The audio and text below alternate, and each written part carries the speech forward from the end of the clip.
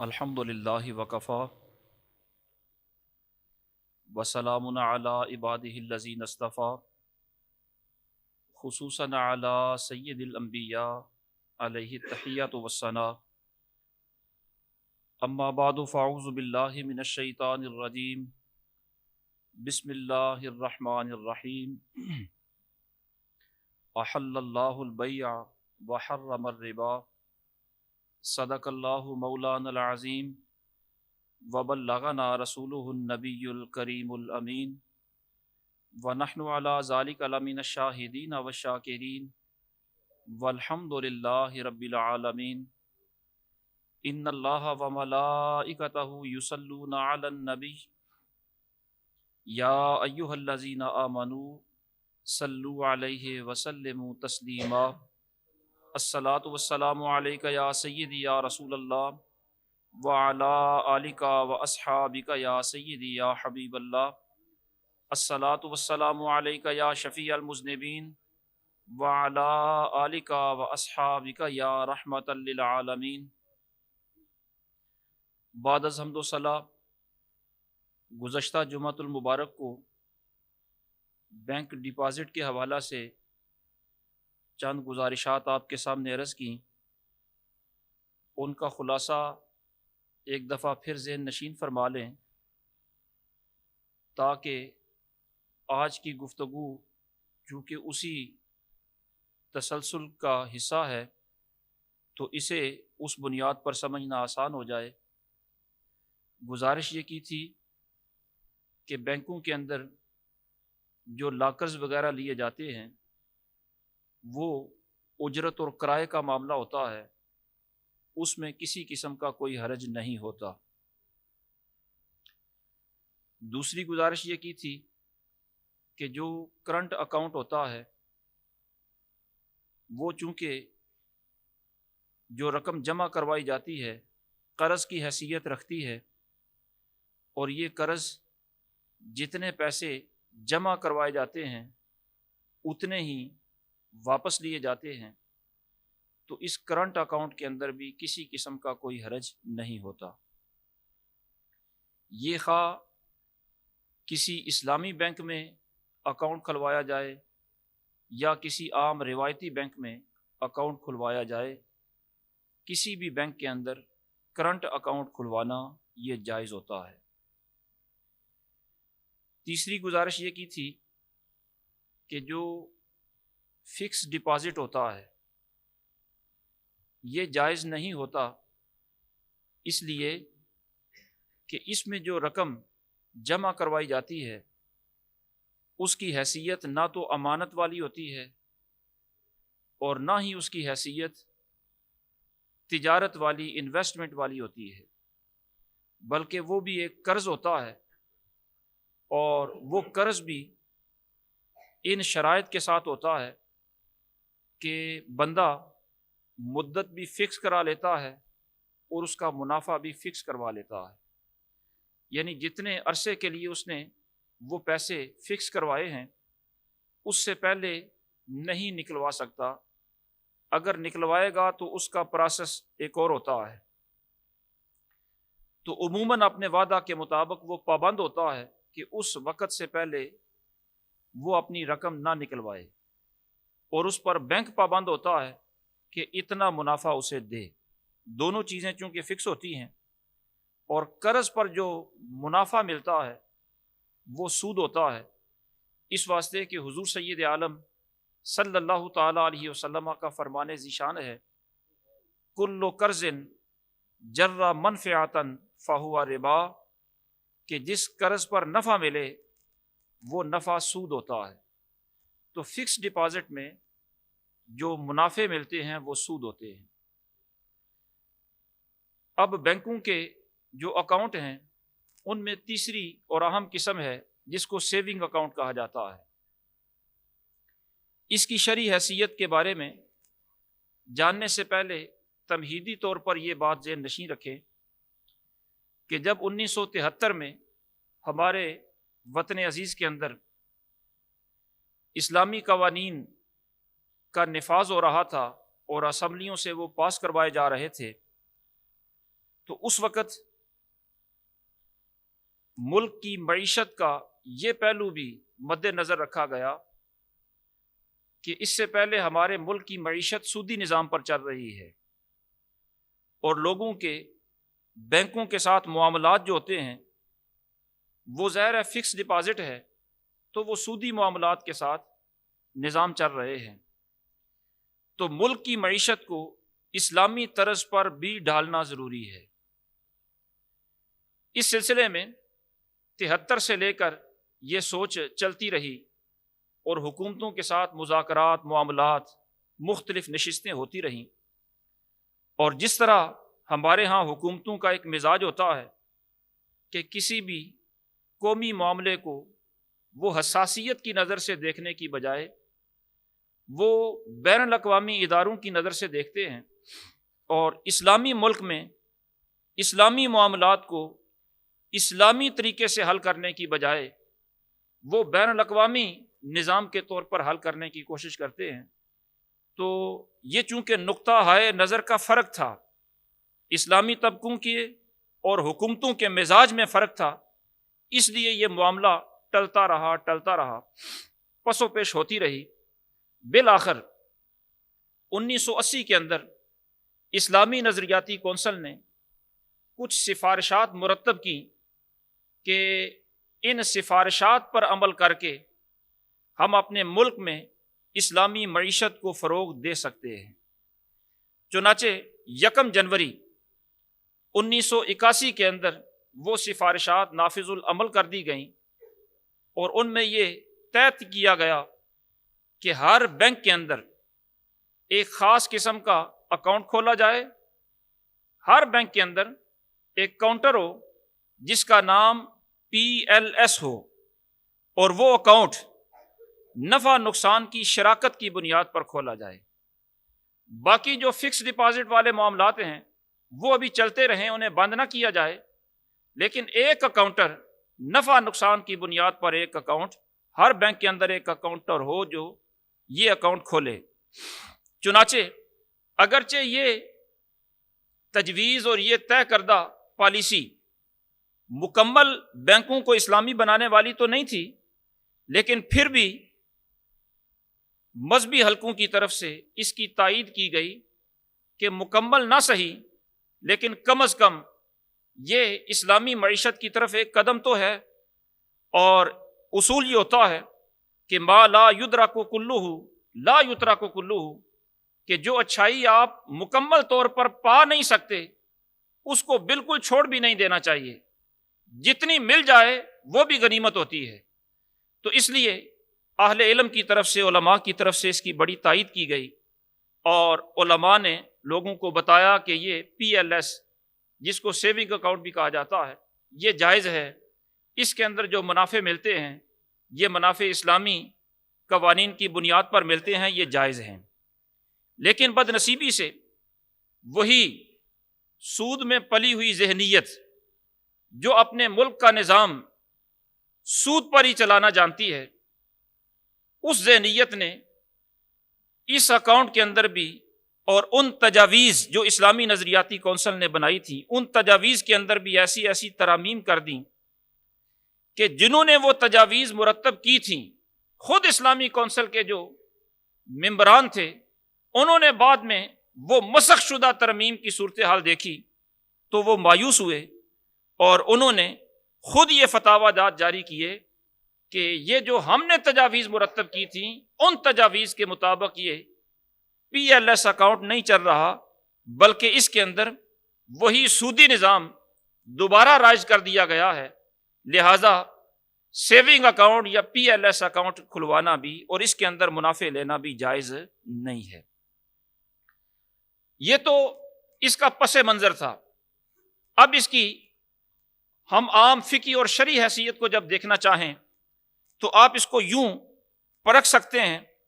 کہ اگر کوئی بندہ اس سیونگ اکاؤنٹ میں PLS میں اپنی رقم رکھواتا ہے تو اس رقم کی حیثیت کیا ہوگی؟ ظاہر ہے وہ رقم بھی امانت تو نہیں کہلا سکتی، اس لیے کہ اگر امانت ہوتی تو بینک کو وہ رقم استعمال کرنے کا حق نہ ہوتا، اور اسی طرح اگر امانت ہوتی تو بینک اس رقم کو بہر صورت واپس کرنے کا پابند بھی نہ ہوتا، بلکہ رقم کے ضائع ہو جانے کی صورت میں وہ رقم بینک کی ضائع نہ ہوتی بلکہ امانت رکھوانے والے کی ضائع ہوتی۔ اس واسطے کہ سرکار کا یہ فرمان ہے کہ جس کے پاس امانت رکھی جائے اس کی زیادتی کے بغیر اگر وہ چیز ضائع ہو جائے تو اس پر کوئی ضمان، کوئی تاوان نہیں ہوتا۔ تو اگر یہ امانت ہوتی تو بینک سے اگر ضائع ہوتی تو اکاؤنٹ ہولڈر کو واپس یہ رقم نہ ملتی، اور اگر یہ صورتحال ہوتی تو ظاہر ہے کوئی بندہ بھی اس بینک کے اندر اپنا کھاتا نہ کھلواتا، اور یہ صورتحال اس کی ہے بھی نہیں۔ اس کا مطلب یہ ہے کہ یہ رقم امانت تو نہیں ہے۔ اسی طرح یہ رقم تجارتی انویسٹمنٹ بھی نہیں ہے، سرمایہ کاری بھی نہیں ہے، اس لیے کہ سرمایہ کاری کا بھی اصول یہ ہوتا ہے کہ آپ جس کو سرمایہ دے رہے ہیں، کاروبار میں لگا رہے ہیں، جس کے حوالے کر رہے ہیں، وہ ظاہر ہے اس سے کرے گا تو کاروبار ہی، لیکن کاروبار کے اندر نفع بھی ہوتا ہے، نقصان بھی ہوتا ہے۔ اور یہ اکاؤنٹ، اس کا نام پی ایل ایس اسی لیے رکھا گیا تھا کہ یہ نفع نقصان کی شراکت کی بنیاد پر اکاؤنٹ ہے۔ لیکن بینک نے یہ پالیسی بنائی کہ یہاں اصل رقم جو ہوتی ہے اس کے اندر اگر نقصان بھی ہو جائے تو بینک نے اپنے اوپر یہ لازم کر لیا ہے کہ ہم اپنے کلائنٹ کا وہ نقصان نہیں ہونے دیں گے، بلکہ اس کو رقم ہم پوری کر کے دیں گے۔ تو ظاہر ہے جب اس کو رقم وہ پوری کر کے دیں گے تو یہ اس کی سرمایہ کاری بھی نہیں ہے۔ تو جب یہ سرمایہ کاری نہیں ہے تو تیسری صورت اس کی قرض والی بنتی ہے، اور قرض پر اب بینک جو نفع دے رہا ہے وہ قرض پر نفع ہے، اور قرض پر نفع سود ہوتا ہے۔ تو اس کا مطلب یہ ہے کہ اب جو اس کی موجودہ صورتحال ہے وہ سیونگ اکاؤنٹ کی بھی منافع سود پر مبنی ہے، ربا پر مبنی ہے، اور یہ بھی جائز نہیں ہے۔ یہاں ان اکاؤنٹوں کی ان شرعی حیثیات کو معلوم کرنے کے بعد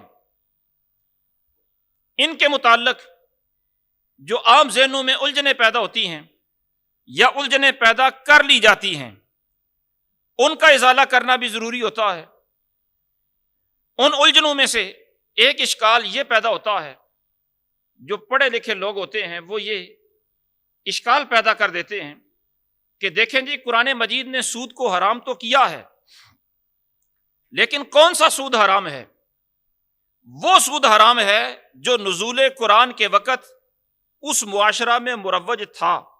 مکہ مکرمہ میں، مدینہ طیبہ میں نزول قرآن کے وقت جو سود مروج تھا، اس سود کی حرمت کا قرآن نے اعلان کر دیا۔ اور وہ سود کون سا تھا؟ وہ سود وہ تھا کہ لوگ اپنی ذاتی ضروریات کے لیے قرضے لیا کرتے، ظاہر ہے وہ غریب ہوتے، اپنی غربت کی بنیاد پر وہ اپنی ذاتی ضروریات اپنی معیشت سے پوری نہیں کر سکتے تھے، تو ذاتی ضروریات کو پورا کرنے کے لیے وہ قرضے لیتے، اور ان قرضوں پر جو سرمایہ کار ہوتے، قرضے دینے والے ہوتے، وہ ان قرضوں پر سود لیتے تھے۔ تو یہ سود قرآن مجید نے حرام کیا ہے، اور اس کی وجہ یہ بنتی ہے کہ ظاہر ہے جو بندہ پہلے ہی غریب ہے، اس کے پاس پہلے ہی اپنی ضروریات پوری کرنے کی معیشت نہیں ہے، تنگی ہے، اس کو اگر مزید قرضوں کے بوجھ تلے، سود کے بوجھ تلے دبا دیا جائے تو یہ اس کا استحصال ہے، اس کے ساتھ زیادتی ہے۔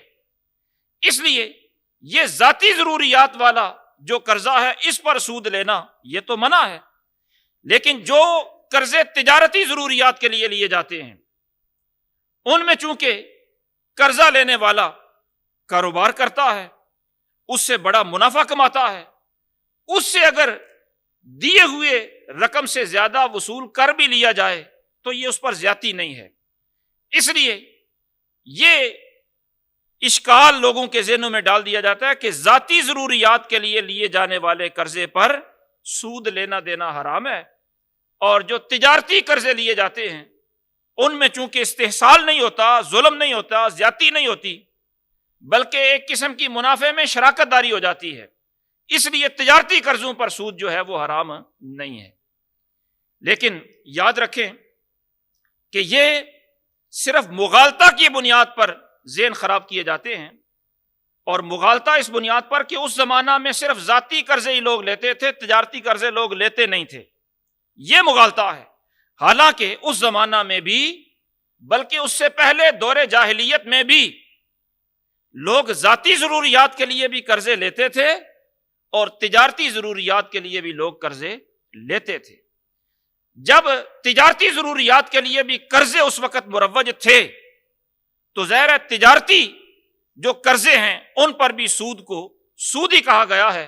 اور اس کو بھی قرآن مجید نے حرام ہی کہا ہے۔ اس کی میں ایک دو مثالیں آپ کے بات سمجھنے کے لیے اور تائید کے لیے عرض کر دوں۔ حضور سید عالم صلی اللہ تعالیٰ علیہ وسلم کے خاندان عالی شان کے ایک فرد ہیں، عشرہ مبشرہ میں سے ہیں، حضرت سیدنا زبیر بن عوام رضی اللہ تعالیٰ عنہ، حضور کی پھوپھی کے بیٹے ہیں، عشرہ مبشرہ میں سے ہیں، اور یہ تاجر بھی تھے، بڑے مالدار بھی تھے، اور لوگ ان کے پاس آ کر جب رقمیں رکھواتے تو آپ انہیں یہ ارشاد فرمایا کرتے کہ یہ رقم میرے پاس تمہاری امانت نہیں بلکہ قرض ہے، اس واسطے کہ اگر امانت ہی رہتی پھر ضائع ہو جاتی تو تمہیں واپسی تو کچھ نہ ملتا، مجھے اللہ رب العالمین نے صاحب حیثیت بنایا ہے، میں قرض کے طور پر اس کو لیتا ہوں، اب اگر ضائع بھی ہو گئی تو تمہیں تو تمہاری رقم واپس مل ہی جائے گی۔ اس طرح لوگوں کی امانتوں کو قرضہ کے طور پر آپ لیا کرتے، اور پھر بعض لوگ آپ کے پاس اپنی رقم انویسٹمنٹ کے طور پر بھی آپ کو دیا کرتے اور آپ اس رقم سے کاروبار کرتے، اور جب آپ کا وصال ہوا تو آپ کا چونکہ بڑا وسیع کاروبار تھا، لوگوں کی جو رقمیں آپ کے ذمہ واجب الادا تھیں ان کی مقدار 22 لاکھ تک پہنچتی ہے۔ ظاہر ہے یہ جو 22 لاکھ کی مقدار میں آپ پر جو قرضہ تھا وصال کے وقت، یہ آپ کی ذاتی ضروریات کے لیے تو ممکن ہی نہیں، یہ ظاہر ہے تجارتی جو آپ پر قرضے تھے وہی قرضے تھے، اور ان کے بارے میں آپ نے وصیت فرمائی کہ میرے تجارتی معاملات سے اگر یہ قرضہ پورا نہ ہو تو میرے باقی جو جائیداد ہے، اثاثے ہیں، انہیں بیچ کر بھی یہ قرضہ ادا کر دیا جائے۔ اسی طرح مختلف قبیلوں کے اندر جب قافلے جایا کرتے دوسرے ممالک کے اندر تجارت کے مقاصد سے، تو ہر تاجر کے پاس نقد رقم اتنی نہیں ہوتی تھی، وہ کسی سے قرضہ لے کر اپنا مال اس تجارتی قافلے کے اندر انویسٹ کر دیتا تھا۔ تو مختلف قبیلوں کے اندر یہ تجارتی سود کے لین دین کا معاملہ چلتا تھا، بلکہ خود حضور سید عالم صلی اللہ تعالیٰ علیہ وسلم کے چچا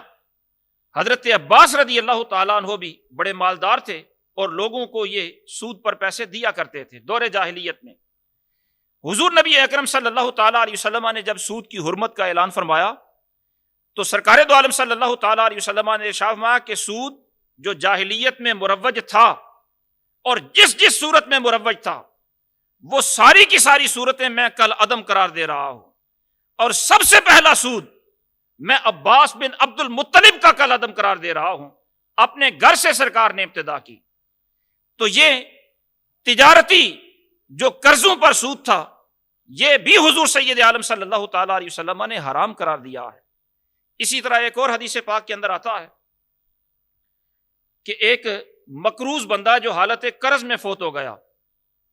سرکار نے ارشاد فرمایا کہ کل قیامت والے دن وہ رب العالمین کی بارگاہ میں جب پیش کیا جائے گا تو اللہ رب العالمین اس سے یہ پوچھے گا کہ تو نے قرض لیا تو تھا لیکن ادائیگی تو نے نہیں کی، تیری مہلت ختم ہو گئی، وقت تیرا اجل کا آ گیا، اب تو مقروض حالت میں میری بارگاہ میں پہنچا ہے، ظاہر ہے تیرا جرم ہے، تیرے ذمہ الزام ہے۔ وہ بندہ اپنی صفائی میں یہ عرض کرے گا کہ مالک تو جانتا ہے کہ یہ قرضہ میں نے نہ اپنے کھانے کے لیے لیا، نہ اپنے پینے کے لیے لیا، نہ اپنے لباس کے لیے لیا، بلکہ قرضہ میں نے دیگر مقاصد کے لیا جو تو جانتا ہے۔ اب ان مقاصد کے اندر میرا نقصان ہو گیا، چوری ہو گئی، آگ لگ گئی، یا کاروباری نقصان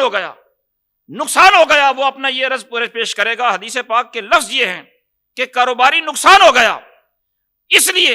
میں وہ قرضہ ادا کرنے کی پوزیشن میں نہیں رہا۔ تو اس بندے کا یہ عذر قبول کر کے اللہ رب العالمین قرض خواہ کو اپنے خزانہ رحمت سے راضی فرما دے گا۔ تو عرض کرنے کا مقصد یہ ہے کہ تجارتی قرضے دور رسالت کے اندر بھی جاری تھے، چلتے تھے۔ تو جس طرح ذاتی قرضوں پر سود لینا حرام ہے، اسی طرح تجارتی قرضوں پر بھی سود لینا حرام ہے۔ یہ اشکال لوگ اس لیے کرتے ہیں کہ بینک تو اگر آپ پیسے ان کے پاس جمع کروا دیں، وہ تو کاروبار کرتے ہیں، منافع لیتے ہیں، تو اس منافع میں اگر آپ کو وہ شریک کر لیتے ہیں تو کون سا یہ خرابی ہے؟ وہ تو تجارت کر کے آپ کو نفع دے رہے ہیں۔ وہ تجارت کریں یا کچھ بھی کریں، بہر صورت سود سود ہی ہوتا ہے، اور مطلقاً سود حرام ہوتا ہے۔ اور دوسری بات یہ ہے کہ یہ بھی ایک شبہ ہے کہ ذاتی قرضے میں غریب کا نقصان ہوتا ہے سود لینے پر، اور تجارتی قرضہ لیں تو اس میں غریب بندے کا نقصان نہیں ہوتا بلکہ منافع میں شرکت ہو جاتی ہے، کسی پر ظلم نہیں ہوتا۔ یہ بھی شبہ ہے، اس لیے کہ آپ یہ دیکھیں جس تاجر نے قرضہ لیا ہے سود پر، اب اس نے تجارت کرنی ہے اس قرضے سے، اس پیسے سے، اور اس کو پتا ہے کہ میں نے یہ رقم تو واپس کرنی ہے، اس پر اتنا سود بھی دینا ہے۔ اب وہ اگر تجارت کرے گا تو وہ اپنا منافع کتنا رکھے گا؟ ظاہر ہے وہ صرف اپنا ذاتی منافع نہیں رکھے گا، بلکہ وہ اس منافع، اس رقم پر جو اس نے سود دینا ہے وہ بھی نکالے گا، تو ظاہر ہے اس کے منافع دو گنا ہو جائیں گے۔ یہ مارکیٹ میں جب چیز بکے گی تو عام گاہک جب خریدے گا تو نقصان کس کا ہوگا؟ بلا واسطہ نہ صحیح، بال واسطہ تجارتی قرضوں پر سود لینے میں بھی عام بندے پر ظلم ہوتا ہے، اس لیے سود کی یہ صورت بھی قرآن مجید نے حرام ہی قرار دی ہے۔ اسی طرح بعض لوگ یہ بھی ذہن خراب کرنے کی کوشش کرتے ہیں کہ جناب وہ سود تو تب حرام ہوتا ہے جب کسی سے جبرن لیا جائے، اور اگر کوئی بندہ اپنی مرضی سے آپ کو دے دے، باہمی رضامندی سے سود لیا جائے، تو پھر تو وہ سود نہیں ہے نا، پھر تو وہ زیادتی نہیں ہے کسی پر۔ یاد رکھیں قرآن مجید فرقان حمید اہل ایمان کو یہ بھی ارشاد فرماتا ہے، یا ایھا الذین آمنوا لا تأکلوا اموالکم بینکم بالباطل، کہ آپس میں بھی ایک دوسرے کا مال ناحق طریقے سے نہیں کھا سکتے، باہمی رضامندی سے بھی ایک دوسرے سے سود کا معاملہ نہیں کر سکتے۔ پھر یہاں ایک ذہن خراب کرنے والی یہ بات بھی ہوتی ہے، اور اس وجہ سے کافی سارے لوگ، حتیٰ کہ ہمارے ہاں جو معاشرے میں عام طور پر بیوہ ہوتی ہیں، وہ بھی قومی بچت کی اسکیموں کے اندر، فکس اکاؤنٹ کے اندر یا سیونگ اکاؤنٹ کے اندر اپنے کچھ رقمیں رکھ لیتی ہیں تاکہ کچھ نہ کچھ ماہانہ بھی ملتا رہے اور اصل رقم بھی محفوظ رہے، یعنی سودی کھاتے کے اندر وہ داخل ہو جاتی ہیں۔ اسی طرح جو ملازمین ہوتے ہیں وہ بھی عموماً ریٹائرمنٹ کے بعد جو یکمشت رقم انہیں ملتی ہے وہ بھی ان کھاتوں میں رکھوا کر اپنے ماہانہ اخراجات کے لیے پیسے لیتے رہتے ہیں، تو وہ یہ سمجھتے ہیں کہ مجبوری ہے، کیا کریں، اگر یہ پیسے استعمال کر دیے تو پھر تو ہم خالی ہاتھ ہو جائیں گے، اور ان کھاتوں میں رقم رکھوا کر کم از کم اصل رقم محفوظ رہتی ہے اور ساتھ کچھ نہ کچھ نظام بھی چلتا رہتا ہے۔ یہ جس نظام کو چلانے کی وہ بات کر رہے ہیں، اس نظام کو چلانے کے لیے جرم اتنا بڑا کر رہے ہیں، گناہ اتنا بڑا کر رہے ہیں کہ حضور سید عالم صلی اللہ تعالیٰ علیہ وسلم نے فرمایا کہ سود اتنا بڑا گناہ ہے کہ اگر اس کے 73 درجے کیے جائیں تو سب سے کم تر درجہ اس کا یہ ہے، اتنا بڑا جرم بنتا ہے جتنا بڑا جرم بندہ اپنی ماں سے بدکاری کرنے کا بنتا ہے۔ اتنا بڑا جرم کر کے یہ اپنے گھر کا نظام چلا رہے ہیں، اور پہلے تو پھر بھی یہ اس جرم میں ملوث تھے تو عذر تو پھر بھی نہیں تھا، کہ اس لیے کہ رازق تو اللہ رب العالمین کی ذات ہے، بینک نے اس گھر کا خرچہ تو نہیں چلانا، لیکن اب تو یہ عذر بھی نہیں، اب تو اسلامک بینکاری عام ہو گئی ہے اور جگہ جگہ پر اسلامک بینک موجود ہیں، ان کے اندر اپنے نفع نقصان پر اکاؤنٹ کھلوائیں، وہاں جو منافع ملتا ہے وہ منافع استعمال کریں۔ اب تو یہ سودی جو کھاتے ہیں ان کے اندر رقم رکھوا کر ان سے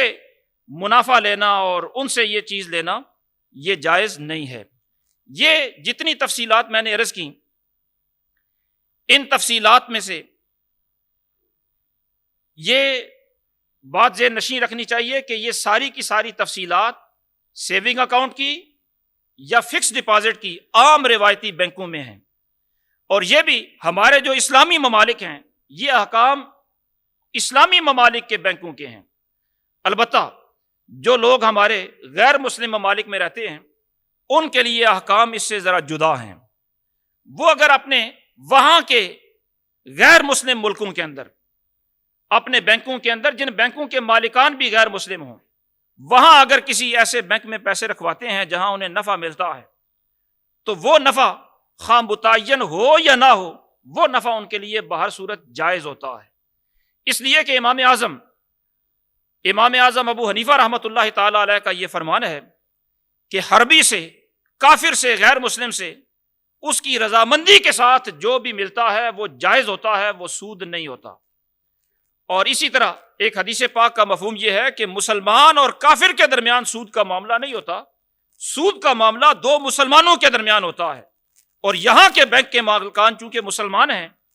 اور کلائنٹ بھی مسلمان ہے، تو ان دو مسلمانوں کے درمیان سود کا معاملہ ہوگا۔ وہاں کلائنٹ تو مسلمان ہوگا لیکن بینک مالکان مسلمان نہیں ہے، اس لیے ان کے درمیان جو منافع باہمی رضامندی سے طے ہو جائے وہ سود نہیں ہوتا، وہ لے سکتے ہیں۔ بلکہ اہل علم تو یہاں تک اجازت دیتے ہیں کہ وہاں جو ہمارے بھائی موجود ہوتے ہیں وہ اگر کرائے وغیرہ پر مکان لیں تو ساری زندگی وہ کرایہ ہی دیتے رہیں گے، اور کرایہ ساری زندگی دینے کے بعد ان کے پلے کچھ بھی نہیں ہوگا۔ اور اگر وہ مکان خرید لیں تو انہیں خریدنے کے لیے بینکوں سے ظاہر معاملہ کرنا پڑتا ہے،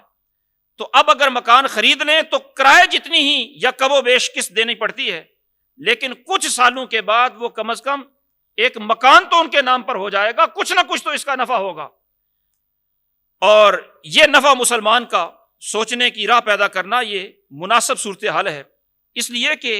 ان ممالک کا مسلمان ممالک کے ساتھ معاملہ یہ ہے کہ وہ اگر مسلمان ملکوں کو قرضہ دیتے ہیں تو وہ قرضے پر بھاری منافع لیتے ہیں، اور مسلمان اگر ان سے معاملہ کرتے ہوئے یعنی یہاں پیسے ان کے پاس رکھوائیں تو پھر بھی وہ منافع وہی لے لیں، اور وہ جتنے منافع لیتے ہیں اپنی رقم دے کر ہم سے منافع لیں یا ہماری رقم جو ان کے بینکوں کے اندر موجود ہوتی ہے ان پر وہ منافع لیں، اور وہ منافع مسلمان واپس نہ لیں تو ظاہر ہے وہ منافع ہمارے ہی خلاف استعمال ہوں گے۔ اس لیے بہتر صورت یہی ہے کہ ان سے جو منافع ملتا ہے وہ مسلمان منافع لے سکتے ہیں۔ اگرچہ اس سے بھی بہتر صورتحال یہ ہے کہ مسلمان جائز ہے وہ منافع لینا،